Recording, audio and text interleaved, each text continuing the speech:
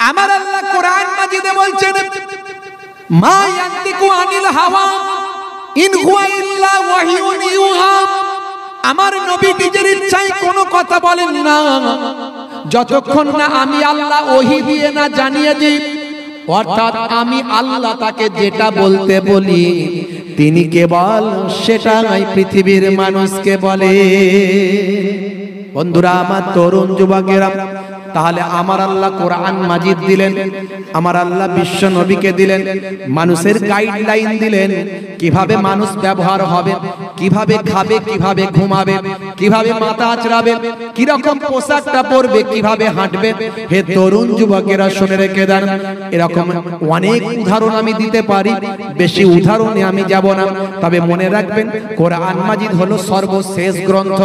হে ভাইরা আমার, তরুণ যুবকেরা, সর্বশেষ গ্রন্থ হলো কোরআন মাজিদ। পৃথিবীতে তার আগে 103 খানা আসমানি গ্রন্থ এসেছে, যেটা মহান প্রভুর কাছ থেকে পৃথিবীর মানুষের জন্য গাইডলাইন হয়ে এসেছে, সংবিধান হয়ে এসেছে। হে তরুণ যুবকেরা, ঈসা নবীর কাছে এসেছে ইনজিল, মুসা নবীর কাছে এসেছে তাওরাত, দাউদ নবীর কাছে এসেছে জব্বর। আমরা সমস্ত নবীদের বিশ্বাস করি, মানি, সমস্ত কিতাবগুলো, বইগুলোকে আমরা গাইডলাইন গুলোকে বিশ্বাস করি এবং মানি। এরকম 104 খানা টোটাল কিতাব। মনে রাখবেন, অন্যান্য নবীদের সময়তে যে গ্রন্থগুলো এসেছিল মানুষ নিজেদের সুবিধার্থে বিকৃত করেছিল। তখন মুখস্থ করার সিস্টেম ছিল না, মানুষ নিজেদের ইচ্ছা মতো, সুবিধা মতো সেখানে গোঁজামিল দিয়ে আবার সেখানে ভাই আমার ব্যাখ্যা, মানে ইত্যাদি ইত্যাদি ভুল করেছিল। নিজেদের মন মতো কিছু গোঁজামিল দিয়ে সেখানে কিছু সংশোধন সংযোজন করে দিয়েছিল। এইভাবে বিকৃত হতে শুরু করেছিল।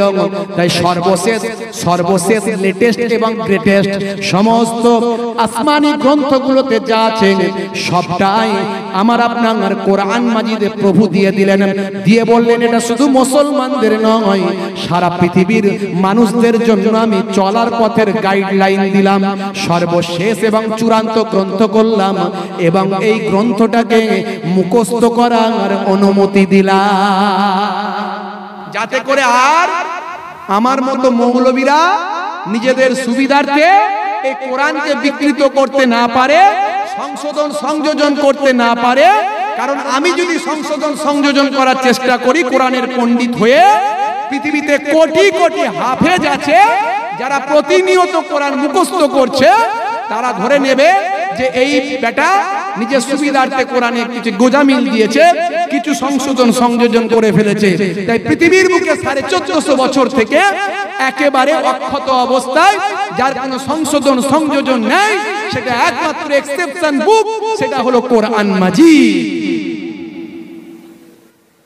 যদি আগুন লাগে ধ্বংস হয়ে যায়, ধ্বংস হয়ে যায় পৃথিবীর সব বইয়ের দোকান, তবু বিশ্ব থেকে হারাবে না পবিত্র কোরআন। জোরে হবে না? করবে কোরআন, করবে কেমন করে কোরআন ধ্বংস আগুনের তেজ, করবে কেমন করে কোরআন ধ্বংস আগুনের তেজ। আছে বিশ্বে ভরা অগণিত কোরআনে হাফেজ, তারা ছাপি আসমানি গ্রন্থ, তারা ছাপি আসমানি গ্রন্থ, বাঁচাবে ইসলামের সম্মান, তবু বিশ্ব থেকে হারাবে না পবিত্র কোরআন। জোরে হবে না? বন্ধুরা আমার, সেই কোরআন মাজিদ সর্বশেষ, চূড়ান্ত, একেবারে লেটেস্ট এবং গ্রেটেস্ট গ্রন্থ হিসাবে মানুষ কিভাবে ব্যবহার হবে, কিভাবে চলবে, তা সেখানে বলে দেওয়া হয়েছে। আর তার ব্যাখ্যা গ্রন্থ হলো হাদিস এবং জীবন্ত কোরআন হলেন বিশ্বনবী। জোরে বলুন সুবহানাল্লাহ। বন্ধুরা আমার, তরুণ যুবকেরা আমার, হে আমার মুরব্বিয়ানেরা, হে তরুণ যুবকেরা শুনে রেখে দেন, সেই কোরআন মাজিদ আপনাকে বলে দিল, হে দুনিয়ার মানুষ শুনে রেখে দাও, কুল্লু নাফসিন যায়কাতুল মউত, প্রত্যেক প্রাণী মাত্রই মৃত্যুর আস্বাদ গ্রহণ করবে, প্রত্যেককে কিন্তু তোমাদের মরতে হবে, মৃত্যু ছাড়া তোমরা রেহাই পাবে না, মরতে তোমাদের হবে। সেই কোরআন মাজিদ আবার বলে দিল, ইজা জা আজালহুম লা ইস্তাখিরুনা সাআতাও ওয়া লা ইস্তাকদিমুন, মৃত্যুর যে সময় নির্ধারণ হয়েছে সেই সময়ের এদিক ওদিক করা হবে না। আবার সেই কোরআন মাজিদ আবার বলল, আইনামা তাকুনু ইদরিকুমুল মাউতু ওয়ালাউ কুনতুম ফি বুরুজিম মুসাইয়াদা, মৃত্যুর ভয়ে তুমি যেখানে পালায়ন করো না কেন, চেন্নাই যাও, ম্যাড্রাস যাও, যেখানেই যাও তুমি সিন্ধুকের ভিতর ঢুকে পড়ো, লোহার সিন্ধুকের মধ্যে যদি আত্মগোপন করো, তুমি পাহাড়ের উপরে যদি শৃঙ্গে উঠে যাও, তারপরও মৃত্যুর হাত থেকে তুমি রক্ষা পাবে না। যার প্রাণ আছে তার মৃত্যু হবে না। কোরআন মাজিদ বলল, বলে তাকে উপদেশ দিল, হে দুনিয়ার মানুষ শুনে রেখে দাও, মরতে যখন তোমাকে হবে, মৃত্যুর জন্য তুমি আগে থেকেই সচেতন থেকো, তৈরি থেকো, পাথেও সংগ্রহ করো, তার জন্য তোমার কর্ম সম্পাদন করো। তুমি যদি ভালো কাজ করো তোমার জন্য ভালো কিছু রাখা আছে, আর তুমি যদি খারাপ কাজ করো তোমার জন্য খারাপ কিছু রাখা আছে। তাই তোমাকে ভালো কাজ করতে হবে। তুমি পৃথিবীর জমিনে আমি তোমাদের বেকার সৃষ্টি করি নাই। আমার আল্লাহ জানিয়ে দিলেন, মা খালাকতুল জিন্না ওয়াল ইনসানা ইল্লা লিয়াবুদুন, আমি পৃথিবীর জমিনে মানুষ এবং জিন সম্প্রদায়কে, জিন বলে একটা সম্প্রদায় আছে যাকে অনেকে ভূত বলি, হে তরুণ যুবকেরা যাদের চোখে দেখতে পাওয়া যায় না, তারাও কিন্তু পৃথিবীতে আছে। এই জিন এবং ইনসান অর্থাৎ মানুষ এবং জিন, এই দুটো সম্প্রদায়ের কথা আল্লাহ উল্লেখ করে বলেন, আমি তোমাদেরকে পৃথিবীর মাটিতে বেকার সৃষ্টি করি না, তোমাদেরকে সৃষ্টি করেছি কেবলমাত্র আমার ইবাদত করার জন্য। ইবাদত মানে আরাধনা, তপস্যা করা। তাহলে সংসার কেমন করে চলবে, চাকরি বাকরি কিভাবে হবে, পড়াশোনা কেমন করে হবে, ব্যবসাটা কেমন ভাবে করবেন, না সবের মধ্যে ইবাদত আছে। ব্যবসা যখন করবেন আপনি তখন মিথ্যা ঠকাবেন না, ওজনে কম দেবেন না। আল্লাহ কোরআনে বলছে, তোমরা ওজনে কম দেবে না, মানুষকে ঠকাবে না।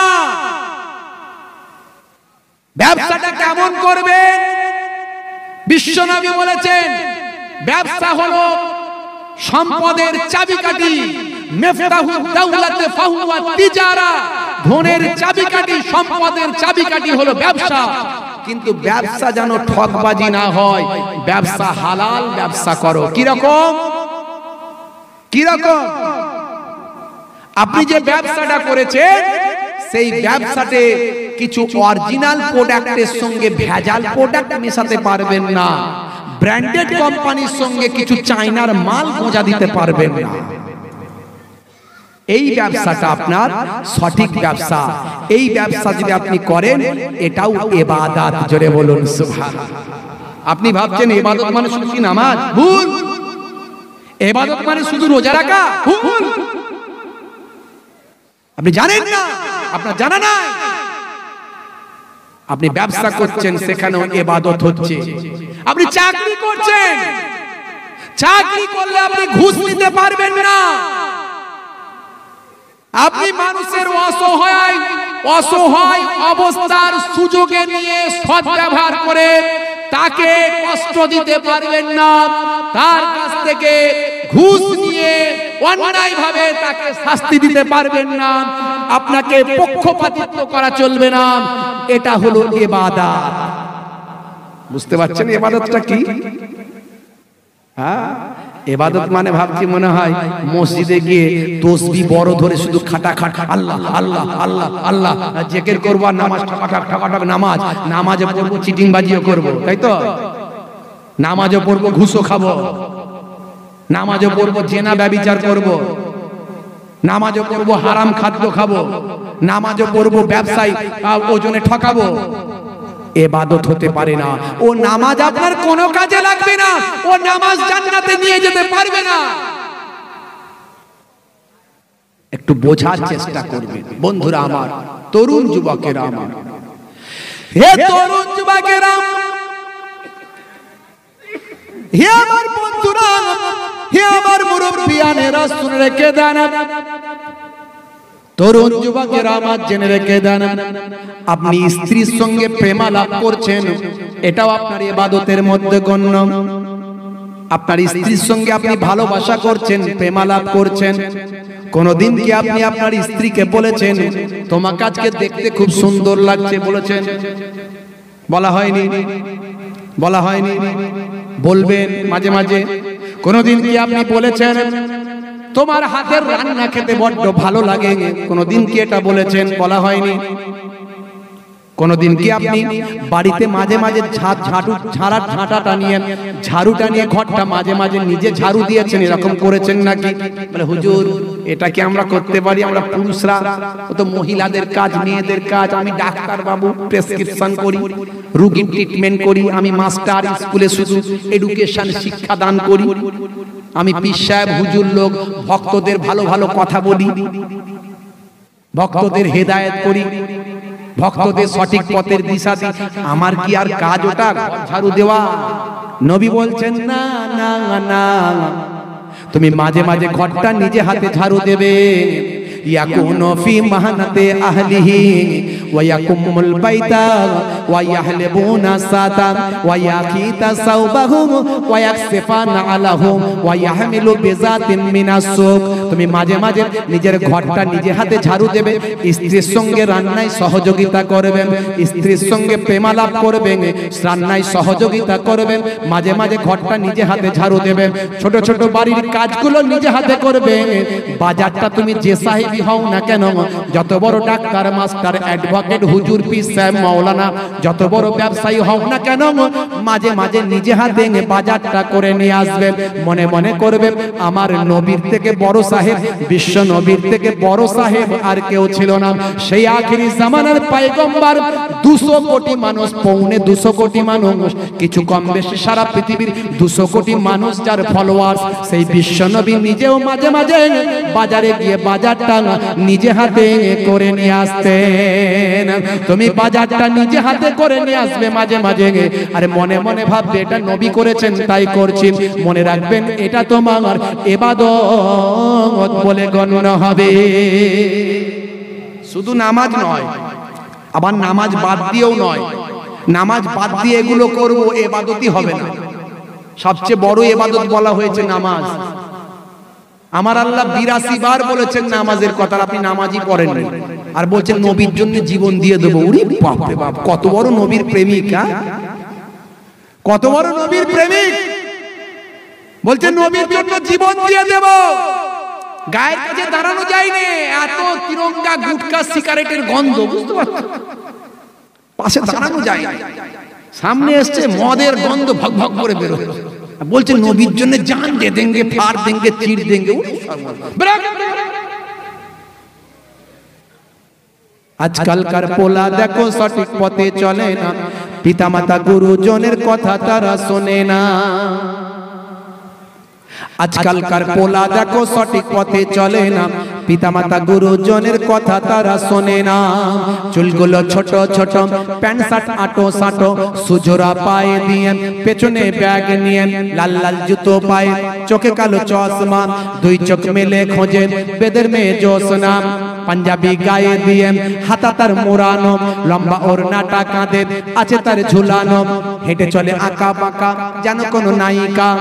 কাছে গেলে দেখা যায় সুস্থ ছেলে না, তিরঙ্গার দুর্গন্ধে টেকা যায় না, তিরঙ্গার দুর্গন্ধে টেকা যায় না। আজকালকার পোলা দেখো সঠিক পথে চলে না, পিতামাতা গুরুজনের কথা তারা শোনে না। কথা ঠিক না ভুল বলেন? এত তিরঙ্গা খায়, হাই রে হাই, জিভ, দাঁত, ঠোঁট সব এক করে ফেলেছে। এমন ছেলেও মাঝে মাঝে আমরা দেখতে পাই, বুঝতে পারছেন? আর যখন আমাদের সামনে দাঁড়ায়, জানে হুজুর তো খুব কড়া লোক, মাঝে মাঝে চাতামেচি শুরু করে দেয়। ও দূর থেকে আমার সামনে এসে দেখবেন, ও মাঝে মাঝেই দেখেছে, ও হাসির কোনো মানে কথা হলে ও হাসবে না, ও দাঁত বের করবে না, হুম হুম করে হাসে। আর যদি তাকবীরের ধ্বনি দেন না, আল্লাহু আকবার, বড় করে আওয়াজ দিতে পারবে না, মানে গাল হা করতে পারছে। খায় যখন ছোট ছোট করে খায়, অল্প অল্প করে খায়। ছি ছি ছি ছি। নেশা ইসলামে হারাম করা হয়েছে। কুল্লু মুস্কিরিন হারাম, প্রত্যেক নেশাই হলো হারাম। শুধু আপনি মদটাকে ভাবছেন হারাম, শুধু মদ হারাম নয়, মদ তো হারাম বটেই, যত রকমের নেশা আছে সব হারাম। কারণ নেশা আপনাকে বিপদগামী করে দিতে পারে। তাই 1450 বছর আগে সেই নেশাকে বিশ্বনবী হারাম বলে দিলেন। নারে তাকবীর মানে জোরে আওয়াজ দাও, জোরে তাকবীর দাও, জোরে ধ্বনি দাও। কি দাও? আল্লাহু আকবার মানে আল্লাহ মহান, তাই তো? আল্লাহ মহান। নারে তাকবীর। সিলসিলা হক ফুরফুরা শরীফ, সিলসিলা হক ফুরফুরা শরীফ, ওলামায়ে দ্বীন, ওলামায়ে দ্বীন, শ্রোতাবৃন্দ, শ্রোতাবৃন্দ, হিন্দু মুসলমানের ঐক্য, ভারতবর্ষ, নারে তাকবীর, দরুদ শরীফ, আল্লাহুম্মা।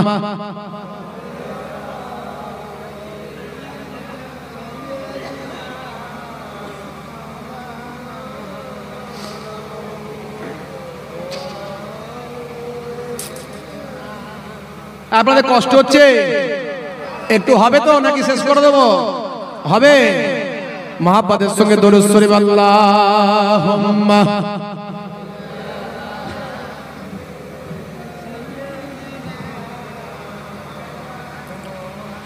ওয়া আলা আলিহি।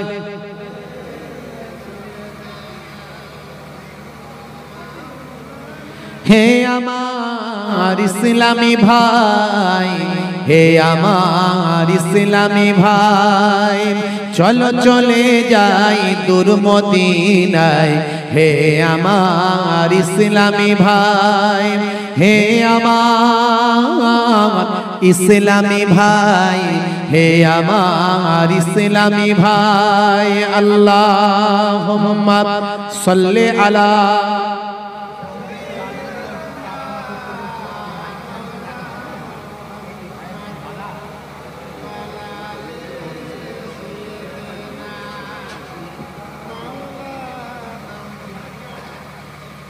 আমাদের কমিটির ভাই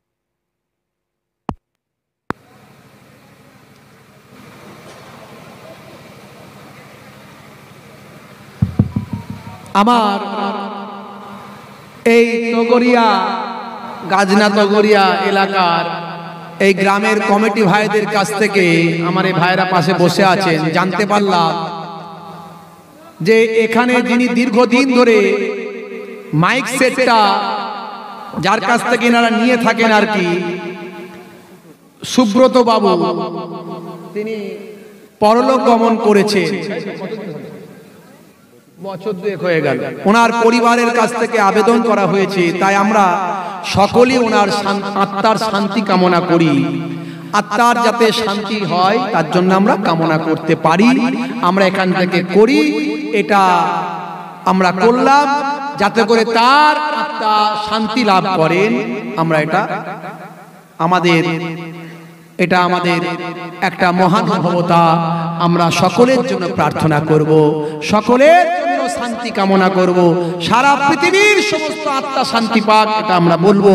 সারা পৃথিবীর আমাদের এই গাজনা এলাকার যত মানুষ চলে গেছে সকলের আত্মা শান্তি পাক, এটা আমরা বলবো। আমরা আনন্দ পাবো, তাতে আমরা খুশি হব যে তারা আত্মার শান্তি পেলে। তো আমাদের ওই মা আবেদন করেছেন, মায়ের ডাকে আমি সাড়া দিলাম, দিয়ে তার আত্মা যাতে শান্তি কামনা করে আমি প্রার্থনা করলাম। বন্ধুরা আমার, একটু দরুদ শরীফ, আল্লাহুম্মা।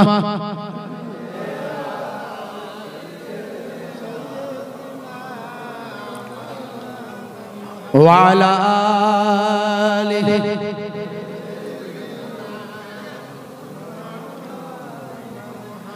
হে আমার ইসলামী ভাই, হে আমার ইসলামী ভাই, হে আমার ইসলামী ভাই, হে আমার ইসলামী ভাই, চলো চলে যাই দূর মদিনায়। হে আমার ইসলামী ভাই, হে আমার ইসলামী ভাই, হে আমার ইসলামী ভাই। আল্লাহুম্মা সাল্লি আলা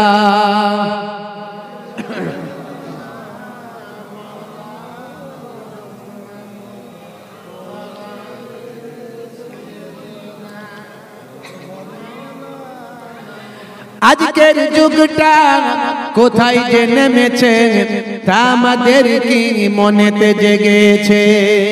কোথায় গেলে শান্তি পাওয়া যায় সে আলোচনাতে সবাই যে মেতেছে। দেখো আজ দুনিয়ায় কি সব চলছে, মদ জুয়া গানেতে মুসলিম নাচছে। হে আমার ইসলামী ভাই, হে আমার ইসলামী ভাই, হে আমার ইসলামী ভাই, হে আমার ইসলামী ভাই। আল্লাহুম্মা সাল্লি আলা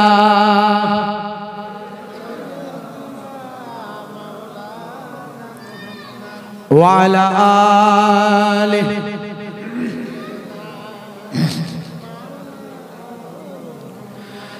নামাজ ছেড়েছে, ধর্ম ভুলেছে, সিগারেট শুধু নয় মদ তারা চুমেছে।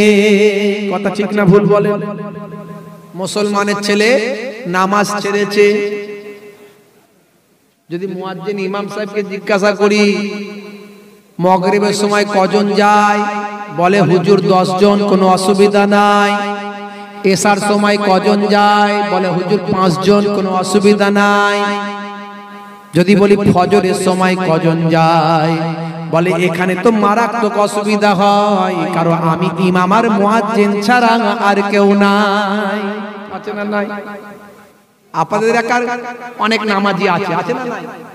কি গো, অনেক নামাজি আছে। আবার শীতকাল যে সমস্ত বুড়ো হাবরা মানুষগুলো ফজরের নামাজে যেত, তারা বলছে হুজুর মশলা চেঞ্জ করে নিচ্ছি, বাড়িতেই কাটিয়ে দিচ্ছে মোটামুটি। নবী বলেছেন না না না, মসজিদে গিয়ে নামাজটা আদা করো। আমার আল্লাহ 82 বার বললেন নামাজ নামাজ নামাজ, সবচেয়ে বড় ইবাদত। এই ইবাদত বাদ দিলে হবে না, এই ইবাদত বাদ দিলে তুমি জান্নাতে যেতে পারবে না। as-সালাতু মিফতাহুল জান্নাহ, জান্নাতের চাবি হলো নামাজ। যদি আপনি নামাজ পড়েন, বিজ্ঞানীরা অন্য দৃষ্টিকোণ থেকে দেখেছে, পণ্ডিতেরা অন্য দৃষ্টিকোণ থেকে দেখেছে। আরে বাপরে বাপ, নামাজের মধ্যে তো সুন্দর ব্যায়াম আছে দেখছি। আরে ওঠ বস করা দেখবেন, সকালবেলা মাঠে যাবেন আমার শিক্ষিত মহোদয় ভাইরা দেখবেন খালি উঠছে বসছে উঠছে বসছে। কি করছে? শরীরের ব্যায়াম করে নিচ্ছে। আপনাকে নামাজ যখন আপনি পড়বেন, দিনে রাতে 5 বার যদি নামাজ পড়েন, আপনার বহুবার ওঠ বস হয়ে যাবে, শরীরের বিভিন্ন অঙ্গ প্রত্যঙ্গের ব্যায়াম হয়ে যাবে। এমনকি নামাজ যখন তুমি শুরু করবে, বিশ্বনবী তখন বলেন সাল্লু কামা রাআইতুমুনি উসাল্লি, তোমরা ওইভাবে নামাজ পড়ো যেভাবে আমি রাসূলকে নামাজ পড়তে দেখো। অর্থাৎ নামাজ যখন পড়বে, তুমি সারা পৃথিবীর সব কিছুকে তুমি মাথা থেকে ভুলে যাও, সারা পৃথিবীর সব কিছুকে বের করে দিয়ে তুমি এটাই মনে করো যে তুমি আল্লাহকে দেখছো। যদি এটা মনে না করতে পারো, এটা যদি তোমার মানসিকতায় না আসে, তাহলে এটা তুমি অবশ্যই মনে করো আল্লাহ তোমাকে দেখছে। নেতার সামনে যখন বসে থাকি, মিনিস্টারের সামনে, তখন আমাদের ব্রেন 90% 70% মিনিস্টারের মুখের দিকে তাকিয়ে থাকে, আর ওই তার দিকেই ব্রেনটা থাকে, অন্যদিকে যায় না। কথা কি আমি ভুল বলে ফেলছি? মিনিস্টার মন্ত্রী সাহেবের সামনে যখন বসে থাকবে, আপনার ব্রেনের 70% সেই সময়টা মন্ত্রীর কথার দিকে মনোযোগ থাকে। ওই বাপরে বাবা, এত বড় লোকের সামনে আমি বসে আছি, বিরাট ব্যাপার আমার।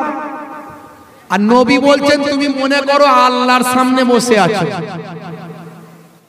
যিনি সমস্ত কিছুর স্রষ্টা।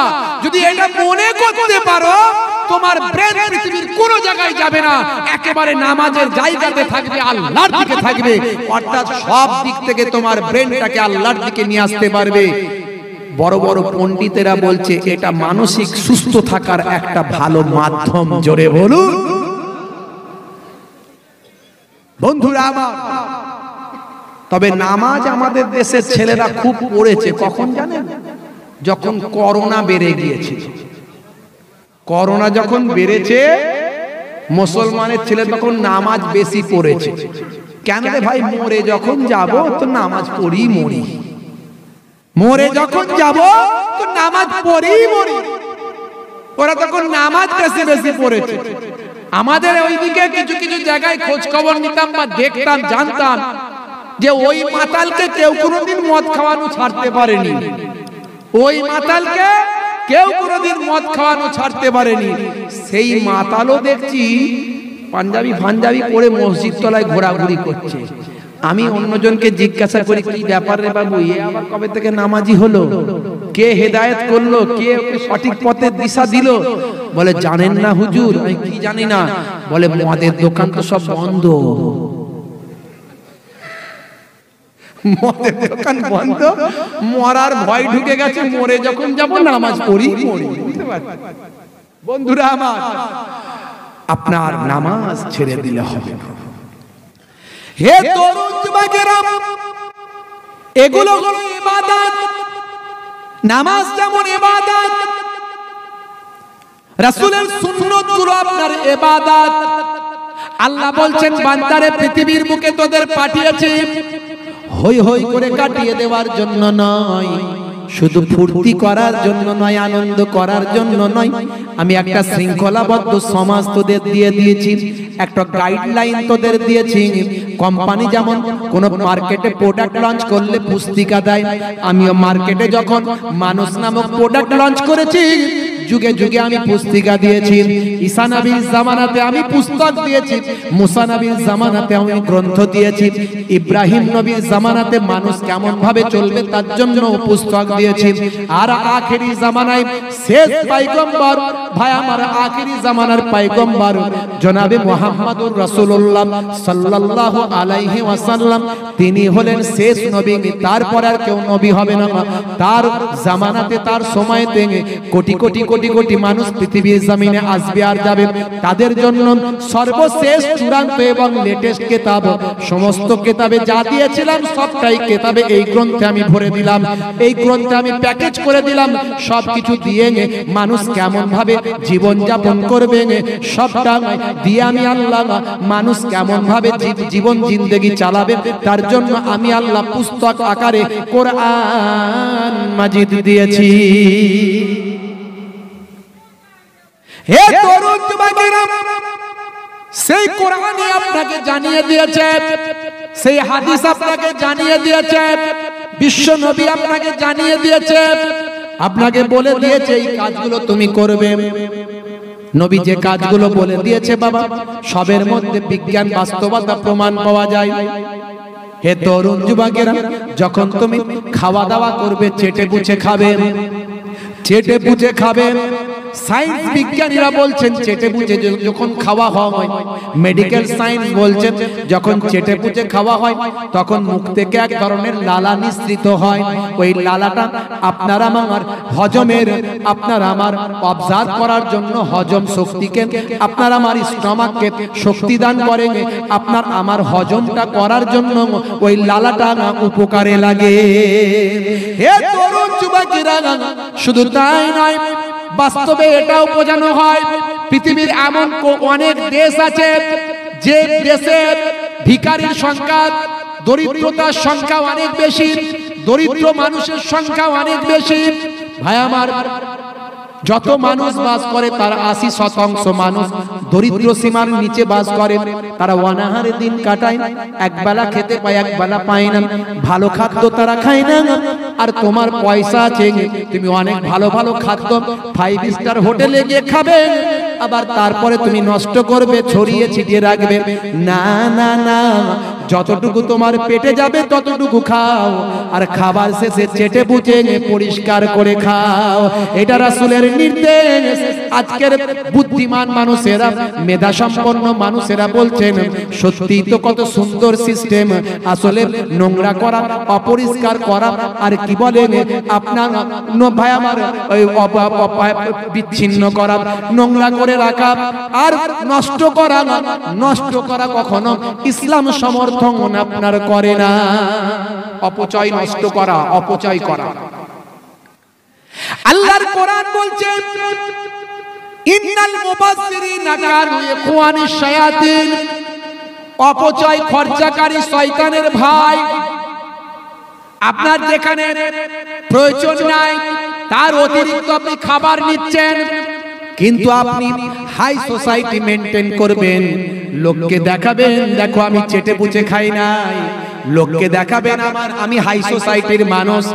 অর্ধেকটা খেলেন, অর্ধেকটা রেখে দিয়ে চলে এলেন, ভালো ভালো দামি দামি খাবারগুলো রেখে দিয়ে চলে এলেন, অথচ আজকে ক্ষুধার যন্ত্রণায় মানুষ অনাহারে দিন কাটায়। এটা ইসলাম বরদাস্ত করে না। তাই আপনাকে ইসলাম বলেছে, আল্লাহর কোরআন বলেছে, হে মানুষ তুমি হলে শয়তানের ভাই, কারণ অপচয় খরচাকারী নষ্টকারী হলো শয়তানের ভাই। কিছু মুসলমানের ছেলেদের দেখা যায় ঘন্টার পর ঘন্টা অনলাইন গেম খেলে, খেলে না? ওরে বাপ রে বাপ, 6 থেকে 36 জীবন করেছে ফিনিশ। দেখবেন যত বাঁশতলা আর গাছতলা, পুকুরের পার, নদীর ধার, বাঁশবাগানের ঝাড়, গাছতলা আর গাছতলা, সেখানে চলছে ফ্রি ফায়ার আর পাবজি খেলা। আমাদের ঘরের ছেলেগুলো এই সমস্ত অনলাইন গেমগুলো খেলে ব্রেনগুলো সব নষ্ট করে দিল, পড়াশোনা থেকে মাইন্ডটাকে সরিয়ে দিল। কাজকর্ম পিতামাতার অবাধ্য হয়ে গেল, কাজ থেকে ভাই আমার কাজকর্ম থেকে তারা নিজেদেরকে ডাইভার্ট করে দিল। ঘন্টার পর ঘন্টা খেলে। আমি ত্রিপুরায় প্রোগ্রামে গেছি, আমাকে বাড়ির গার্জেন এসে বলছে বাবাজি একটু দোয়া করুন, অর্থাৎ আশীর্বাদ করুন, দোয়া করুন। আমার ছোট ছেলেটা ইনকাম করে সংসার দাঁড় করিয়েছে, ঘর বাড়ি জায়গা জমি করছে, আর বড় ছেলে রাত দিন শুধু ফ্রি ফায়ার কি একটা গেম বেরিয়েছে, সারা সারা দিন রাত শুধু খেলে খেলে কাটিয়ে দিচ্ছে। আমি তার হাত ধরেছি, এই তোমার বাপ তোমার সামনে কাঁদছে, তোমার স্থান হবে মৃত্যুর পরে নরকে, অর্থাৎ জাহান্নামে, তুমি জাহান্নামে চলে যাবে। তোমার পিতা তোমার সামনে কাঁদছে, তোমার পিতা হলো তোমার জন্য স্বর্গ অর্থাৎ জান্নাত, তোমার মাতা হলো তোমার জন্য স্বর্গ অর্থাৎ জান্নাত, পিতা মাতা হলো জান্নাত। এটা বানানো কথা বলছি না, বিশ্বনবী বলেছেন হুমা জান্নাতুকা ওয়া নারুকা, তোমাদের বাবা মা হলো জান্নাত, তোমাদের বাবা মা হলো জাহান্নাম। আপনার ছেলেটাকে তো আপনি শেখান নিয়ে গেল, নিশ্চয় আপনি আপনার ছেলেটাকে হায়ার এডুকেটেড করুন, ডাক্তার করুন, ইঞ্জিনিয়ার করুন, এমটেক বিটেক করান, গ্রাজুয়েট করুন, মাস্টার ডিগ্রি করান, আপনি বিভিন্ন শিক্ষায় শিক্ষিত করুন। কিন্তু নীতি নৈতিকতার শিক্ষা যদি আপনার সন্তানের মধ্যে না থাকে, যে সন্তানটাকে অনাহারে না খেয়ে আপনি শিক্ষিত বানিয়েছেন, হোস্টেলে রেখে লক্ষ লক্ষ টাকা খরচা করে আপনি জয়েন্ট এন্ট্রান্সের জন্য প্রিপারেশন তার দিয়েছেন, সেই সন্তানটা আপনি যখন বুড়ো হয়ে যাবেন বলবে বাবাকে আর সহ্য করতে পারছি না, মায়ের দেখাশোনা করার ক্ষমতা আমার নাই, আমার স্ত্রীরও নাই, আমিও ডাক্তার, আমার স্ত্রীও ডাক্তার, আর কাজের লোক রেখে হবেও না, ওকে বৃদ্ধাশ্রমে পাঠিয়ে দাও। কারণ তার মধ্যে এই জ্ঞানটা ঢোকানো হয়নি যে পিতা মাতার পায়ের তলায় সন্তানের স্বর্গ জান্নাত। এটা নবী বলেছে। আপনার পিতা মাতা আপনাকে দেখতে হবে, আপনি যেই হন না যেন, যত বড়ই মহারথী হয়ে যান না কেন। বিশ্ব নবীর দুধ মা যার তিনি দুগ্ধ পান করেছিলেন। আরবের কিছু প্রথা ছিল তৎকালীন যুগে, সন্তান জন্ম হওয়ার পরে ধাত্রী মায়েদের কাছে তাদের 2-4 বছর লালন পালনের জন্য দেওয়া হতো। তার বিনিময়ে ধাত্রী মায়েরাও আশা করতেন ওই সন্তানের পিতার কাছ থেকে মোটা কোনো গিফট পাবেন, উপহার পাবেন। এই সিস্টেম তখন ছিল। বিভিন্ন জায়গাতে, বিভিন্ন দেশে বিভিন্ন রকম কিছু সিস্টেম থাকে ভাই। তো বিশ্ব নবীকে যখন লালন পালনের জন্য নিয়ে গেলেন, কে নিয়ে গেলেন? তিনি হলেন হালিমাতুস সাদিয়া। হালিমা, মা হালিমা নাম শুনেছেন তো? হালিমার ঘটনা তো অনেক, সমস্ত মাওলানারা বলে, আমি আর ও কথা কেন বলবো, ওসব আপনাদের মুখস্থ হয়ে গেছে। যে গাধাই করে এলো, গাধা ছিল দুর্বল, তাই তো নাকি? নবীকে পেলো, চাঙ্গা হয়ে গেল, এসব আছে। এগুলো অলৌকিক ব্যাপার, এগুলো বিশ্বাসের ব্যাপার, ভক্তির ব্যাপার। এগুলো তো একজন প্রফেটের জন্য হতেই পারে, কারণ তিনি হলেন একজন প্রফেট। তিনি তার মধ্যে তো অলৌকিকতা আসবেই, তবেই তো তিনি নবী না? বন্ধুরা আমার, আমি যেটা বলতে চাইছি সেটা হলো, সেই দুধ মা বৃদ্ধ হয়ে গেলেন, আর প্রফেট বিশ্ব নবী, তিনি নবী। সারা পৃথিবীর কোটি কোটি মানুষ তার শিষ্য, তার সামনে অগণিত তার ভক্ত, তার কথা একটা কথাতে তারা জীবন দিয়ে দেবে, এই রকম তারা শিষ্য। আমার আপনার মতো শিষ্য নয়। সেই শিষ্যরা অগণিত বসে আছেন প্রফেটের সামনে। আর ওই দুধমা বয়স হয়ে গেছে, বৃদ্ধা হয়ে গেছে, কাঁপতে কাঁপতে লাঠি ধরে ধরে টুকটুক টুকটুক করে প্রফেটের সামনে যখন এলেন, মাকে দেখতে পেয়ে গেছেন প্রফেট বিশ্ব নবী। দেখতে পেয়ে সমস্ত আলোচনাকে, গুরুত্বপূর্ণ বক্তৃতা, লেকচারকে বন্ধ করে দিয়ে সঙ্গে সঙ্গে উঠে দাঁড়ালেন, মাকে সম্মান করলেন, রেসপেক্ট করলেন, ওয়েলকাম জানালেন, স্বাগতম জানালেন। নিজের গলায় ছিল, ভাই আমার, চাদর, নিজের গলায় ছিল চাদর, সে চাদরটাকে বিছিয়ে দিলেন। মা এতে বসুন, মা, মাগো এতে বসুন, মা এতে বসুন। সেখানে মাকে বসালেন, মায়ের সঙ্গে কিছু স্পেশাল কথা বললেন কানে কানে, মাও কিছু বললেন, দুজনে একটু আনন্দ করলেন। তারপর মা যখন উঠে যাচ্ছেন, আবার উঠে দাঁড়ালেন, আবার রেসপেক্ট করলেন, আবার সম্মান জানালেন। মা চলে গেলেন, আবার তিনি বসলেন, ভক্তদের মাঝে আবার কথা বলতে লাগলেন। ভক্তরা জিজ্ঞাসা করলো, ইয়া রাসূলুল্লাহ, ইয়া হাবিবাল্লাহ, হে বিশ্ব নবী, হে সারা পৃথিবীর নবী, আপনার কোটি কোটি মানুষ আপনার শিষ্য, আপনাকে দেখলে সবাই দাঁড়ায়, আপনার সম্মানে সবাই ব্যস্ত, আপনি ওই বৃদ্ধার সম্মানে ব্যস্ত। Who is person? কে সেই মহিলা, কে সেই মা, কে সেই মহিলা, কে সেই মা? হে তরুণ যুবকেরা, বিশ্ব নবী আমার দয়ার নবী, দো জাহানের বাদশা নবী বলেছিলেন, হে আমার শিষ্যরা, হে আমার সাহাবারা, শুনে রেখে দাও, হে তরুণ যুবকেরা জেনে রেখে দাও, আমি যার দুগ্ধ পান করে বড় হয়েছি গো, ইনি আর অন্য কেউ নন, ইনি হলেন আমার দুধমা হালিমাতুস সাদিয়া।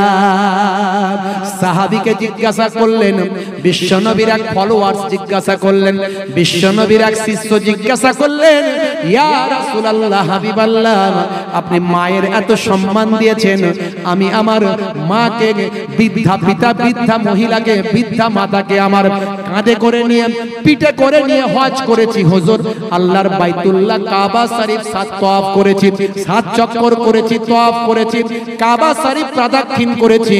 আমি যেটা হজ করার সেই হজটা আমি আমার বৃদ্ধা মাতাকে নিয়ে করেছি। মা আমার হাঁটতে পারেন না, মাকে আমি কাঁধে নিয়েছি, পিঠে নিয়েছি, কোলে নিয়েছি, এইভাবে আমি আমার মাকে নিয়ে হজ করেছি। ইয়া রাসূলুল্লাহ, হাবিবাল্লাহ, আপনি বলুন, মায়ের এত সম্মান আপনি বলেছেন, সেই মায়ের হক, মায়ের সম্মান কি আমি আদা করতে পেরেছি? মায়ের যতটুকু সম্মান করা দরকার আমি কি ফুলফিল করতে পেরেছি? মায়ের হক কি আমি কমপ্লিট করতে পেরেছি? বিশ্বনবী বলেছিলেন, সাহাবী রে, ও সাহাবী শুনে রেখে দাও, তুমি তোমার মায়ের এক ঘোঁট দুধ পান করার হকটাও আদা করতে পারো না। দেখেছেন, নারীদের সম্মান ইসলাম দিয়েছে, নারীদেরকে পণ্যে পরিণত করেনি, এটা ঠিক। নারীদেরকে পণ্যে পরিণত করেনি, যারা নারী স্বাধীনতার নাম বলে অথচ নারীকে পণ্যে পরিণত করে। আজকে নারীকে তারা বলে সম্মান দিচ্ছি, কিন্তু নারীকে তারা বিভিন্ন অ্যাডের মাধ্যমে আপনারা দেখবেন নারীকে অর্ধলঙ্গ করে উপভোগ করে। নারীকে সম্মান তারা দেওয়ার নাম করে নারী সম্মানকে অস্বীকার করে। ইসলাম বলেছে তোমার ঘরের মেয়েরা ডাক্তার হবে, ইঞ্জিনিয়ার হবে, হায়ার এডুকেটেড হবে, কিন্তু তার সম্মানের সঙ্গে হতে হবে, হেফাজতের মধ্যে দিয়ে হতে হবে, শালীনতার মধ্যে দিয়ে হতে হবে, ভদ্রতার মধ্যে দিয়ে হতে হবে, তার মাথা থেকে পা পর্যন্ত ঢেকে রাখতে হবে। এটা ইসলামে কোথাও বলা নাই, কিন্তু শালীনভাবে ভদ্রতার সঙ্গে তোমার ঘরের মেয়েটা বাইরে বেরো, যাতে অন্য পরপুরুষ কুদৃষ্টি নিয়ে না তাকায়। এই মেন্টালিটি নিয়ে তুমি চলাফেরা করো। নারী সম্মান ইসলাম দিয়েছে। কন্যা হিসাবে কি সম্মান দিয়েছে জানেন? কন্যা হিসাবে কি সম্মান দিয়েছে জানেন? বিশ্বনবী যখন বাড়ি থেকে বেরোতেন তখন সবাইয়ের শেষে মা ফাতেমার সঙ্গে দেখা করতেন, আর যখন কোথা থেকে আসতেন সবচেয়ে আগে এসে মা ফাতেমার সঙ্গে দেখা করতেন। তিনি বলতেন ফাতেমার সঙ্গে যে ডিউরেশন, টাইমিং ডিউরেশন, এটা আমি সব সময় কমানোর চেষ্টা করি, কারণ ফাতেমাকে আমি না দেখলে থাকতে পারি না। ফাতেমা আমার কলিজার টুকরা, আর যে ফাতেমাকে কষ্ট দিল সে আমি নবীকে কষ্ট দিল। ফাতেমাকে, নারীকে, মহিলাকে এত ভালোবাসতেন, মেয়েকে এত ভালোবাসতেন। নারী সম্মান তিনি দেখিয়েছেন, ইজ্জত দেখিয়েছেন। আর স্ত্রী হিসাবে সম্মান নবীর থেকে বেশি কে দেখাতে পেরেছে আমি জানি না। নবী দেখিয়েছেন দেখো সম্মান কাকে বলে। যেখানে নবীর স্ত্রী মুখ দিয়ে পানি পান করেছেন, ঠিক সেই জায়গাতেই বিশ্ব নবীও ঠোঁট দিয়ে মুখ দিয়ে পানি পান করে প্রেম ভালোবাসার বহিঃপ্রকাশ করেছে এবং দেখিয়েছে স্ত্রীকে কিভাবে মর্যাদা দিতে হয়। হে তরুণ যুবকেরা, আমি বেশি কথা বলবো না, কষ্ট হচ্ছে আপনাদের। হ্যাঁ দেন হচ্ছে। একটা ছোট্ট নমুনা এবার দিয়ে যায় ইতিহাস থেকে। ইতিহাস থেকে একটা ছোট্ট উদাহরণ দেব এবার। আমি আপনাদের মাঝখানে বলেছি আপনাকে আল্লাহ পাঠিয়েছেন, তার সঙ্গে পুস্তক দিয়েছেন। প্রথমে এটাই নিয়ে শুরু করেছিলাম। কোম্পানি যখন কোনো প্রোডাক্ট মার্কেটে লঞ্চ করে তার সঙ্গে একটা গাইড বুক দেয়। আমার আল্লাহ মানুষ নামক প্রোডাক্ট যুগে যুগে পাঠিয়েছেন, আর যুগে যুগে তার সঙ্গে একটা গাইড বুক দিয়েছেন। সর্বশেষ বুক সর্বশেষ পয়গম্বরের কাছে আর শেষ নবীর ভাই আমার শেষ যুগের মানুষদের কাছে যে গাইড বুকটা দেওয়া হলো সেটা আল কোরআন। আমি সেখানে আপনাকে বলেছি, আর সেই বইতে আপনাকে কিভাবে আপনি ব্যবহার হবে, কিভাবে চলবেন, হাঁটবেন, খাবেন, বসবেন, সব কিছু সেখানে ডিসকাস করা হয়েছে। সেই বই তো বইটার গ্রন্থটার ব্যাখ্যা হলো আল হাদিস, বিশ্ব নবীর জীবন জিন্দেগি হাদিস। নবী নিজের জীবন এবং নবী হলেন জীবন্ত কোরআন, আর কোরআনের ব্যাখ্যা হলো বিশ্ব নবীর হাদিস। এ তরুণ যুবকেরা, সেখানে আপনি সব পাবেন। কিভাবে শোবেন, কিভাবে খাবেন, কিভাবে বসবেন, কিভাবে হাঁটবেন, স্ত্রীর সঙ্গে কিভাবে ব্যবহার করবেন, পিতামাতার সঙ্গে কিভাবে ব্যবহার করবেন, প্রতিবেশীর সঙ্গে কিভাবে ব্যবহার করবেন। শুনে রেখে দেন, জেনে রেখে দেন, বিশ্বনবী প্রতিবেশীর কথা কি বলেছেন শুনুন। তোমার প্রতিবেশী অনাহারে দিন কাটাবে, আর তুমি আহার করবে, খাদ্য খাবে, তুমি নামাজে যাবে, তুমি রোজা রাখবে, তুমি আল্লাহ ওয়ালা হবে, আর তোমার প্রতিবেশী অনাহারে দিন কাটাবে। হে মুসলমান, তুমি যত বড়ই নামাজি হও না কেন, তুমি প্রকৃত মুসলমান হতে পারলে না। তোমার প্রতিবেশী মুসলমান নয়, হিন্দু নয়, খ্রিস্টান নয়, তোমার প্রতিবেশী অনাহারে দিন কাটায়, আর তুমি নামাজ পড়ো, তুমি ইবাদত করো। মনে রাখবে নবী বলছেন তুমি মুসলমান হতে পারলে না। কাল কিয়ামতের দিনে মহাপ্রলয়ের পর বিচার দিন যেদিন করা হবে, সেদিন কত নামাজিকে, কত বড় বড় আল্লাহওয়ালা সুফি দরবেশকে বলা হবে, হে সুফি দরবেশ, হে নামাজি, হে নামাজি, তুমি নামাজ পড়েছিলে কিন্তু আমি তো উলঙ্গ ছিলাম, তুমি পোশাক পরালে না আমাকে, তুমি আমাকে পোশাক পরালে না। তুমি অনেক ইবাদত করেছো কিন্তু আমি তো উলঙ্গ ছিলাম, আমাকে তুমি পোশাক পরালে না। হে মাবুদ আল্লাহ, হে স্রষ্টা, আপনি আবার উলঙ্গ কেমন করে?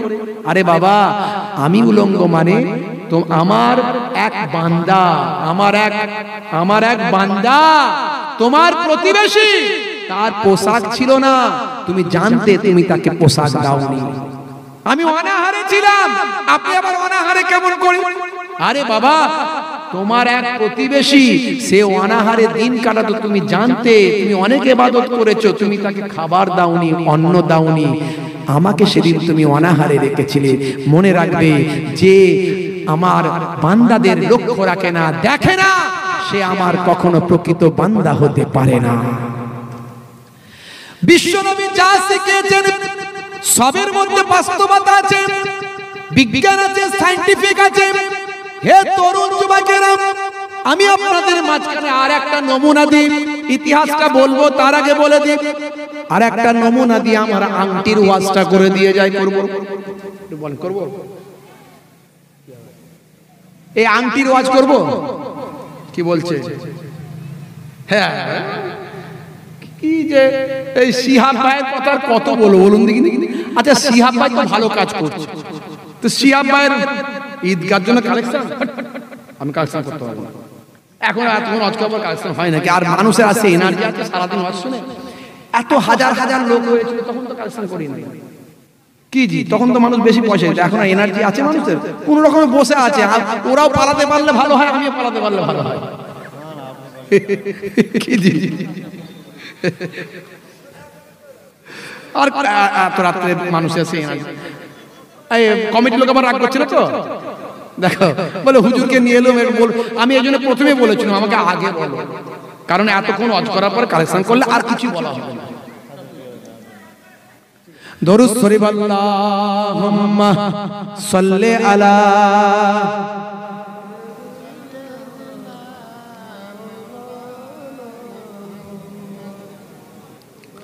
ওয়া আলা আলিহি।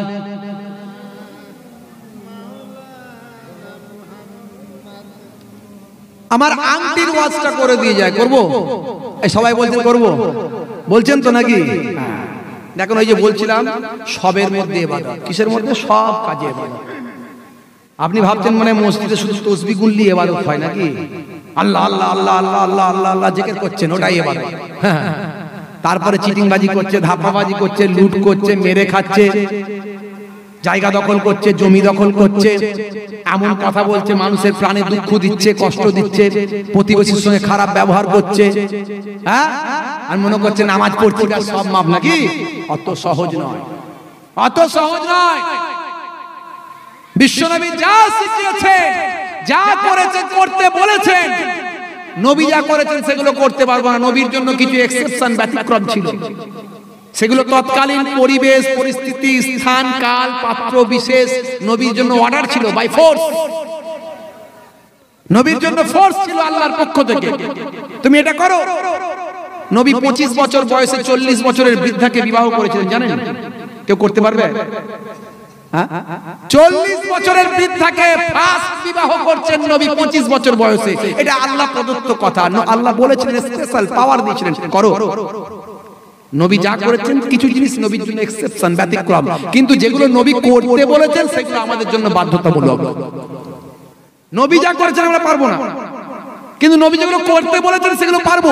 সেগুলো নবী করতে বলেছেন সেগুলো আমাদের করতে হবে, ওগুলোই হলো সুন্নাত, ওগুলোই হলো ইবাদত। হে তরুণ যুবকেরা, হে আমার বন্ধুরা, হে আমার মুরব্বিয়ানেরা, শুনে রেখে দিন বাবা, জেনে রেখে দিন বাবা। আজ তাই পৃথিবী বিখ্যাত মনীষীরা আজকে, পৃথিবী বিখ্যাত ওয়াথার পণ্ডিতেরা আজকে, পৃথিবী বিখ্যাত ব্যক্তিত্বরা আজকে বিশ্ব নবীর ভক্ত হয়েছে বাবা। হে তরুণ যুবকেরা, 1450 বছর আগে নবী যেটা বলেছেন, আল্লাহর কোরআন যেটা বলেছেন, আজকের যুগে মানুষ সেটাকে স্বীকৃতি দিচ্ছে, মেনে নিচ্ছে। 1450 বছর আগে কোরআন বলে দিয়েছে, ইন্নামা হারামা আলাইকুমুল মাইতাতা ওয়াদ দামা ওয়া লাহামাল খিনজির। এখানে তিনটে জিনিসের কথা বললাম, এরকম হাজারো জিনিসের কথা বলতে পারি, বেশি সময় আমার নাই। তার মধ্যে একটা জিনিস হলো মৃত প্রাণী ভক্ষণ করো না, মৃত প্রাণী ভক্ষণ করো না। মৃত কোন যার মাংসাশী প্রাণী ভাই আমার, যার মাংস আছে, গোশত আছে, এরকম মৃত প্রাণী ভাই আমার, মিট জাতীয়, মাংস জাতীয় প্রাণী, এরকম মৃত প্রাণী তুমি ভক্ষণ করো না। আজকের সায়েন্স বলছে সত্যি মৃত প্রাণী খাওয়া উচিত নয়। 2 নাম্বার বলছে বলছে ভাই আমার কোরআন বলল প্রবাহিত রক্ত ভক্ষণ করো না, প্রবাহিত রক্ত খেও না। কোন প্রাণীকে তুমি ভাই আমার তার গলাটা কেটে যে গরম রক্তটা বের হয়ে আসে, মানুষের মধ্যে অনেক জায়গাতে এই প্রথা ছিল, আজও আছে, তারা সেখানে সেই গরম রক্তটাকে ভক্ষণ করে তাদের কুসংস্কারের কারণে। কিন্তু আজকের সায়েন্স বলছে এই রক্তের মধ্যে জীবাণু মিক্সড হয়ে আছে। 1450 বছর আগে আল্লাহর কোরআন বলে দিলাম তোরা প্রবাহিত রক্ত ভক্ষণ করো না। ওয়ালাহামাল খিনজির, খিনজির মানে হলো শূকরের গোশত। 1450 বছর আগে আল্লাহর কোরআন বলল শূকরের গোশত ভক্ষণ করো না। আর আজকের সায়েন্স বলছে গুগল সার্চ করে দেখুন শূকরের গোশত যারা বেশি পরিমাণে খান, নিয়মিত খান, তাদের 18টা ছোট বড় অসুখ হতে পারে। 18টা ছোট বড় অসুখ হতে পারে। সবচেয়ে বড় অসুখ যেটা হার্টের সমস্যা খুব দ্রুত আসতে পারে। বন্ধুরা আমার, তরুণ যুবকেরা আমার, কোরআন যেটা 1450 বছর আগে বলছে, আজকের ডাক্তারেরা বলছেন শূকরের মাংস গোশত না খাওয়াটাই উচিত, খাওয়া উচিত নয়। হে তরুণ যুবকেরা, পৃথিবীর বুকে একটা সমুদ্রের মধ্যে 2 কালারের পানি দেখা যায়, যেটা সাধারণত আপনি তথ্য সংগ্রহ করে দেখবেন অ্যালাক্সা বলে একটা উপসাগর আছে। এই অ্যালাক্সা উপসাগরের 2টো সমুদ্রের পানি একসঙ্গে মিলিত হয়েছে, কিন্তু সেই সমুদ্রের মধ্যে পানিটা মিলে একাকার হয়ে যায় না, একসঙ্গে মিলে যায় না, পানি লেগে আছে, যেন মনে হচ্ছে তাদের মাঝখানে একটা আবরণ তৈরি হয়েছে। ভাই আমার 2 কালারের পানি, মাইলের পর মাইল, কিলোমিটারের পর কিলোমিটার। হে তরুণ যুবকেরা, হে আমার বন্ধুরা, 1942 সাল, সালটা হলো 1942 সাল। পৃথিবীর একজন শ্রেষ্ঠ বিজ্ঞানী এটা নিয়ে গবেষণা করতে চান কি ব্যাপার 2টো কালারের পানি কেন মিলেমিশে একাকার হয়ে যায়নি, 2টো সমুদ্রের পানি একসঙ্গে মিলিত হয়েছে। ভিডিও ফুটেজে দেখবেন, মাঝে মাঝে আপনারা দেখতে পাবেন 2টো সমুদ্রের পানি একসঙ্গে মিলিত হয়েছে, কিন্তু সেই পানিটা, সেই জলটা, সেই পানিটা মিলেমিশে একাকার হয়ে যাচ্ছে না, কালারটা চেঞ্জ হচ্ছে না, কালারটা ফেড হচ্ছে না, এমনকি তাদের ঘনত্ব, তাদের বাবা স্বাদ, তাদের লবণাত্মক ঘনত্ব সব আলাদা আলাদা পাওয়া যায়। হে তরুণ যুবকেরা, সালটা হলো 1942 সাল। 1942 সালে ফ্রান্সের একজন বিখ্যাত বড় বিজ্ঞানী, যাকে মেরিন সায়েন্টিস্ট বলা হয়, এই মেরিন সায়েন্টিস্ট ভাই আমার, তার নাম হলো মিস্টার জ্যাক ভি কোস্টা। সমুদ্রটা দেখেছেন তো, পানিটা দেখেছেন নাকি দেখেননি? এই অনেকে ভিডিওতে দেখেন না, দেখেছেন নাকি? কারা কারা দেখেছেন হাত তোলেন তো দেখি, কজন দেখেছেন হাত তোলেন তো দেখি। এই তো বেশ কজন দেখেছে। আপনারা দেখবেন ভিডিওতে, এই ইউটিউবে গেলে আপনারা সেখানে এই রকম একটা সমুদ্রের পানি দেখতে পাবেন, 2টো আলাদা আলাদা কালার, যেন দেখেই বোঝা যাচ্ছে যেন মনে হচ্ছে একটা কোনো পার্টিশন দেওয়া আছে, কোনো গার্ড কিছু দেওয়া আছে, কিন্তু আসলে না, 2টো পানি একসঙ্গে মিলিত হয়েছে, কিন্তু তারা মিলেমিশে ফেড হয়ে যাচ্ছে না, একটা আলাদা কালার তৈরি হচ্ছে না, একাকার হয়ে যাচ্ছে না, কালার রং ফেড হচ্ছে না। শুধু তাই নয়, ঘনত্ব এবং লবণাত্ম যা আছে সেটাও অপরিবর্তনীয় থাকছে। সালটা হলো 1942 সাল। মিস্টার জ্যাক ভি কোস্টা পৃথিবীর শ্রেষ্ঠ একজন মেরিন বিজ্ঞানী, সায়েন্টিস্ট। তিনি তার যন্ত্রপাতি নিয়ে নেমে গেলেন, দীর্ঘদিন ধরে গবেষণা করলেন। গবেষণা করে তিনি ভাই আমার লবণাত্ম, ঘনত্ব আর গভীরতা নিয়ে তিনি সেখানে তার বিভিন্ন রকম ভাই আমার ডেসক্রিপশনে বিভিন্ন রকম কথাবার্তা লিখলেন। দুটো সমুদ্রের পানির সম্পর্কে তথ্য তিনি জোগাড় করলেন, কিন্তু যে উদ্দেশ্যে তিনি ওখানে গবেষণা করছিলেন সেটা বের করতে পারলেন না। তিনি বুঝতে পারলেন না কেন 2টো সমুদ্রের পানি একসঙ্গে হয়ে যায় না, কেন মিক্সড হয়ে যায় না, একাকার কেন হয়ে যায় না। হে তরুণ যুবকেরা, তিনি এক সময় বিজ্ঞানীদের যেখানে সমাবেশ হয় ভাই আমার আরবের বুকে, সৌদি আরবের বুকে, আরবের বুকে ভাই আমার আরবের এক জায়গাতে পৃথিবীর বিভিন্ন দেশের বিজ্ঞানীদের একটা গোল টেবিল মিটিং হয়। সেখানে বিভিন্ন দেশের বিজ্ঞানীরা কে কি আবিষ্কার করেছে সে তথ্যগুলো তারা তুলে ধরেন। মিস্টার জ্যাক ভি কোস্টা তিনি তার এই কোস্টা গোটা থিওরিটা সেখানে তুলে ধরলেন। সেই সময় একজন মুসলিম সায়েন্টিস্ট ছিলেন, তিনি বললেন, হে মিস্টার জ্যাক ভিকোস্টা, আপনি অনেক গবেষণা করেছেন, অনেক বড় মাপের সায়েন্টিস্ট, কিন্তু আপনি যে গবেষণা করে যে তথ্যটার কথা বলছেন, কেন দুই ধরনের পানি একাকার হয় না, এই গবেষণা আমি বের করতে পারলাম না। কিন্তু এই তথ্যটা 1450 বছর আগে এই দুটো সমুদ্রের কথা, এই দুই পানির কথা, দুই কালারের কথা আল্লাহর কোরআনে বলা হয়েছে। হাফেজ সাহেব এখানে আছে, জিজ্ঞাসা করুন। সূরার নাম সূরা রহমান। সূরা রহমান পড়ে আপনি দেখুন, সেখানে আল্লাহ রাব্বুল আলামিন জানিয়ে দিচ্ছেন, হে দুনিয়ার মানুষ শুনে রেখে দাও, মারাজাল বাহরাইনি ইয়ালতাকিয়ান বাইনাহুমা বারযাকুন লা ইয়াবগিয়ান ফাবিআইয়ি আলা'i রাব্বিকুমা তুকাজ্জিবান। জোরে হবে না, জোরে হবে না। কি বলছেন আল্লাহ? মারাজাল বাহরাইনি ইয়ালতাকিয়ান। বাহরুন মানে হলো আরবিতে সমুদ্র, বাহরাইনে মানে হলো দ্বিবচন, মানে দুটো সমুদ্র একত্রিত হয়েছে। ইয়ালতাকিয়ান মানে মিলিত হয়েছে, একত্রিত হয়েছে। বাইনাহুমা তাদের মাঝখানে, বারযাকুন লা ইয়াবগিয়ান একটা আমি আল্লাহ আবরণ দিয়েছি।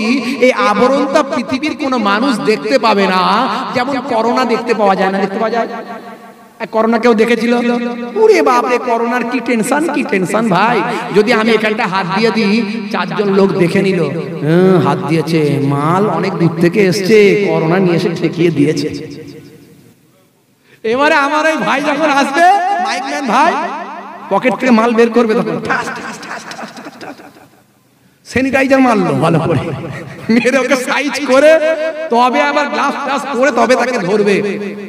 কি ভয়, কি ভয়। দেখতে পাওয়া যায় না, কিন্তু করোনা এসেছে।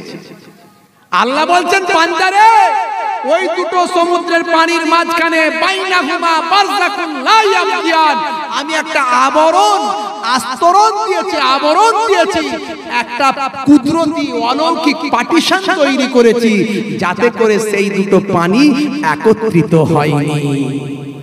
জোরে হবে না, জোরে হবে না। 1450 বছর আগে আল্লাহর কোরআন বলেছে, অর্থাৎ সৃষ্টি করেছেন যিনি, থিওরি দিয়েছেন তিনি। সৃষ্টি করেছেন যিনি, থিওরি দিয়েছেন তিনি। এই আংটির কথা বলেছিলাম, আংটির ওয়াজটা করে দি শুনুন। আর একটা উদাহরণ দিচ্ছি আপনাদের মাঝখানে। কষ্ট হচ্ছে মনে হয়, সত্যি করে বলেন। ওপরে হলো হলো, ভিতরে গেল গেল। হুজুর তাড়াতাড়ি ছাড়ো, বাড়ি যাব। ভাইরা আমার, এই আংটির কথাটা বলে দিই। আংটি আমি কখনো ব্যবহার করি না। আমার গোটা গলা, হাতে, পায়ে কোনো জায়গায় কোনো সোনা রূপার চেন পাবেন না, কোনো কিছু পাবেন না, কোনোদিন ব্যবহার করি না। তার কারণ হচ্ছে কি? কারণ হচ্ছে আমার ধর্মে, অর্থাৎ আমার ধর্ম মানে আপনার ধর্ম। ধর্ম তো মানুষকে সঠিক পথের দিশা দেয়। ধর্ম একটা গতি দেয়, একটা গাইড দেয়। প্রত্যেক ধর্ম ভালো ভালো কথা বলে, শান্তির কথা বলে, সম্প্রীতির কথা বলে, সুস্থতার কথা বলে, ভদ্রতার কথা বলে, নম্রতার কথা বলে, ব্যাপকতার কথা বলে। হ্যাঁ ভাইরা আমার, ইসলাম বলেছে, কোরআন জানিয়েছে, নবী বলেছে, পুরুষ মানুষদের জন্য সোনা এবং রূপো পরা হারাম। কি বলেছে? হারাম। তাহলে আমি তো সোনা রূপা পড়তে পারি না, কিন্তু পারমিশন দেওয়া হয়েছে 4 আনা পরিমাণ। এটাকে আজকের ওজনে কতটা বলছে আমি জানি না, আমার জানা নাই কত গ্রাম হবে বা কত মিলিগ্রাম বা আরো কিছু কিছু হবে হয়তো। তো যাই হোক, 4 আনা পরিমাণ অ্যালাউ করা হয়েছে রূপো পুরুষদের জন্য। আর মহিলাদের জন্য মাথা থেকে পা পর্যন্ত যত খুশি পরিয়ে দেন, অসুবিধা নাই। যত খুশি পরিয়ে দেন, অসুবিধা নাই। তো আমি তো কোনোদিন সোনা রূপা কিছু পরি না, আংটি টাংটি আমার ছিল না। তো আমি মক্কা শরীফ, মদিনা শরীফ গিয়েছিলাম এই অল্প কিছুদিন আগে, মাসখানেক আগে আমি ফিরেছি। ওখানে গিয়ে প্রায় 20 দিনের মতো ছিলাম। আলহামদুলিল্লাহ, আল্লাহ নিয়ে গিয়েছিলেন। তো যাই হোক, আমি যখন গিয়ে জানতে পারলাম বিশ্ব নবী একটা আংটি ব্যবহার করতেন, সে আংটির পাথরটা ছিল পাথরটা এই পাথর। তো আমি তখন সেই পাথরটা খোঁজ করে করে একদম রওজা মোবারকের সামনে থেকে, বিশ্বনবীর সমাধি ক্ষেত্রের সামনে থেকে আমি এই পাথরটা নিলাম নবীর ভালোবাসায়, ভক্তিতে। পাথরের প্রতি আমার কোনো ভালোবাসা নাই, নবী ব্যবহার করতেন তাই আমি এই পাথরটা কিনলাম, যে নবী এই পাথরটা ব্যবহার করেছেন আমিও হাতে রাখি, তাই আমি পাথরটা নিলাম। কিন্তু আমাকে তো আংটি তৈরি করতে হবে। আমার সঙ্গে আমার এক ভক্ত ভালোবাসার মানুষ ছিলেন, উনি হায়দ্রাবাদে থাকেন, ওনার সোনার অনেক বড় শোরুম টোরুম আছে, কারবার আছে, ব্যবসায়ী, বড় লোকের ব্যাপার। তো আমাকে বলল, হুজুর আংটিটা কিন্তু আমি বানিয়ে দেব, তৈরি করে দেব। আমি বললাম, দেখুন আপনি কিসের তৈরি করবেন?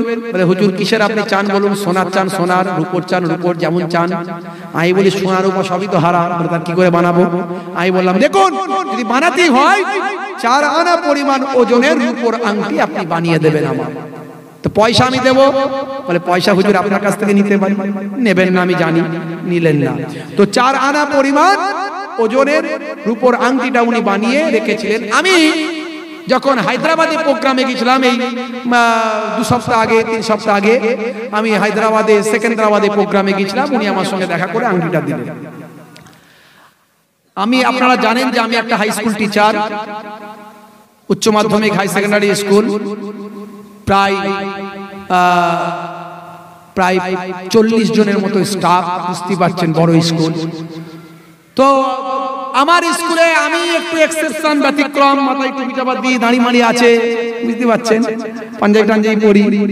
কিন্তু আমার স্কুলের সমস্ত স্টাফ আমাকে ভীষণ সম্মান করেন, রেসপেক্ট করেন। কেন জানেন?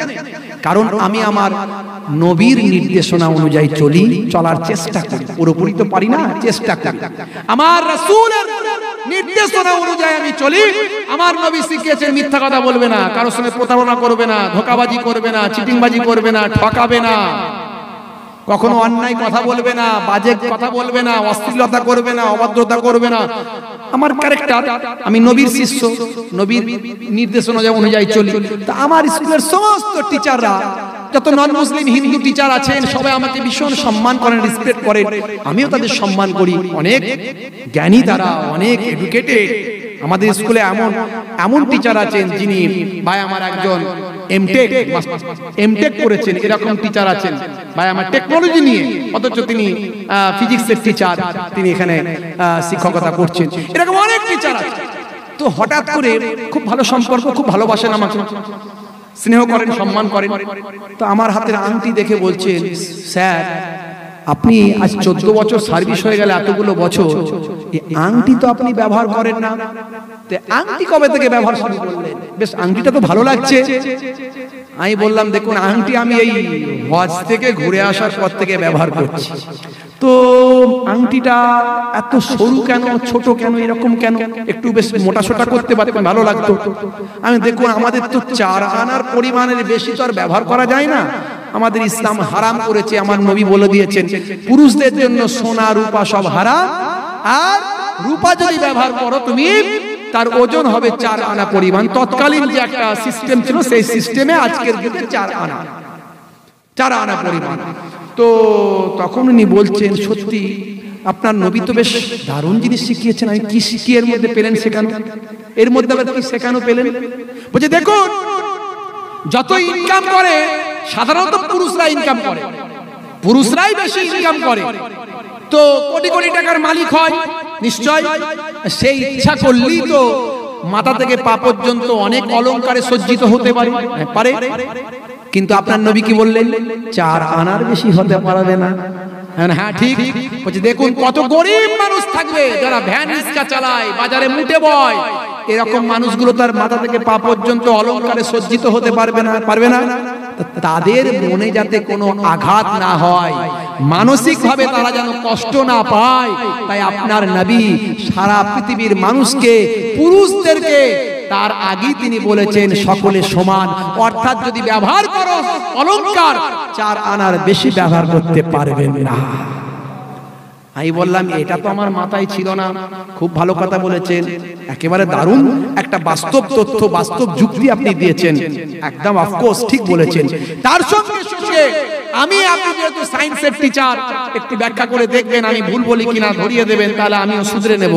আমার জানা মতে, আমি তো আর সায়েন্সের টিচার নয়, পড়েছিলাম, আমার মাস্টার ডিগ্রি পর্যন্ত ছিল, বিভিন্ন রকম মাস্টার ডিগ্রি, এমএ, বিএড যা আছে সব মোটামুটি টুকটাক করেছি আমি। তো যাই হোক, তো আমার জানা মতে সোনা, রূপা, ব্রোঞ্জ, অ্যালুমিনিয়াম, লোহা, এগুলো সব ধাতু, এগুলোর ক্ষয় হয়, এগুলো বিক্রিয়া করে আমাদের শরীরে।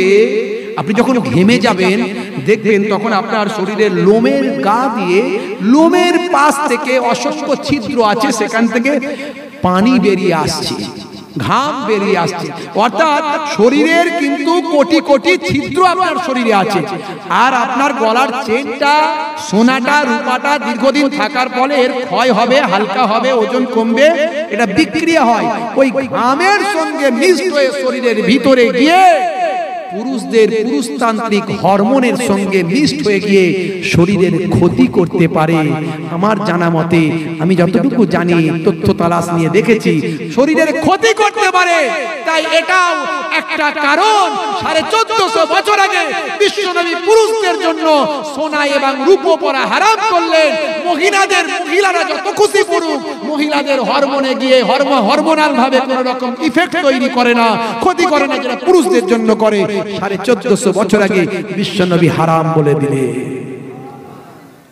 একটা দুটো নয়, এরকম অসংখ্য বলতে পারি। বন্ধুরা আমার, তরুণ যুবকেরা আমার, তাই আসুন বিশ্বনবীর আমরা শিষ্য হয়ে যাই। বড় বড় মনীষীদের আমরা ভালোবাসি, কথার পণ্ডিতদের ভালোবাসি, তাদের কথাগুলো মেনে চলি। হে তরুণ যুবকেরা, হে আমার বন্ধুরা, হে আমার মুরব্বিয়ানেরা, শেষ নমুনাটা আপনাদের সামনে দিয়ে ইতিহাস থেকে, এবার ইতিহাস থেকে একটা শেষ নমুনা আপনাদের সামনে দিয়ে যায়। আপনি কেমন বিশ্বনবীর শিষ্য আমি জানি না, মনে রাখবেন বিশ্বনবীর যদি শিষ্য হয়ে যান, আপনাকে সম্মান সবাই করবেন, আপনি পৃথিবীর শ্রেষ্ঠ মানুষে পরিণত হবেন। মনে রাখবেন, মানুষ হলো শ্রেষ্ঠ জীব, আশরাফুল মাখলুকাত যাকে বলা হয়, অর্থাৎ সৃষ্টির শ্রেষ্ঠ প্রাণী জীব হলো মানুষ। তার মানুষকে আল্লাহ শ্রেষ্ঠ করেছেন কেন জানেন? কেবলমাত্র বুদ্ধির জন্য। বুদ্ধি আছে বলি আপনি শ্রেষ্ঠ, বুদ্ধি যদি না থাকতো আপনার থেকে শ্রেষ্ঠ হতো হাতি, কারণ হাতির ক্ষমতা অনেক বেশি, শরীর অনেক বড়। আপনার থেকে শ্রেষ্ঠ হতো বাঘ, সিংহ, কারণ তার মধ্যে ক্ষিপ্রতা এবং শক্তি অনেক বেশি ছিল। কিন্তু মনে রাখবেন, 10টা হাতি মিলে একটা মানুষকে কন্ট্রোল করতে পারবে না, 10টা বাঘ মিলে একটা মানুষকে কন্ট্রোল করতে পারবে না। কিন্তু একটা মানুষ ইচ্ছা করলে সার্কাসে দেখেছেন 10টা হাতি 10টা বাঘকে কন্ট্রোল করতে পারে। সেটা আর অন্য কোনো কারণ নয়, সেটা হলো বুদ্ধির জোরে। আল্লাহ বলেছেন তোমাদের বুদ্ধি দিয়েছে, একটু ভাবো, একটু ভাবো শুধু। হে তরুণ যুবকেরা, বিশ্বনবীর শিষ্য একজন, তার কথা বলছি শুনুন। ইতিহাস থেকে সালটা হলো 1911 থেকে 1948 পর্যন্ত হায়দ্রাবাদ এবং বোরাক, ভারতবর্ষের দুটো রাজ্য তখন আলাদা আলাদা। এই দুটো রাজ্য যিনি নিজে হাতে শাসন করতেন তাকে বলা হতো হায়দ্রাবাদের নিজাম, আর তিনিই হলেন হায়দ্রাবাদের শেষ নিজাম। তার আসল নামটা কি জানেন? আসল নামটা হলো মীর ওসমান আলী খান সিদ্দিকী। আবার বলছি, মীর ওসমান আলী খান সিদ্দিকী। এই হায়দ্রাবাদে যদি যান, মীর ওসমান আলী খান সিদ্দিকী, অর্থাৎ হায়দ্রাবাদের নিজামের প্রাসাদগুলো আপনি দেখতে পাবেন। দিল্লির বুকে তার কিছু আমার কারনামা কাজ কিছু সেখানে আছে অনেক।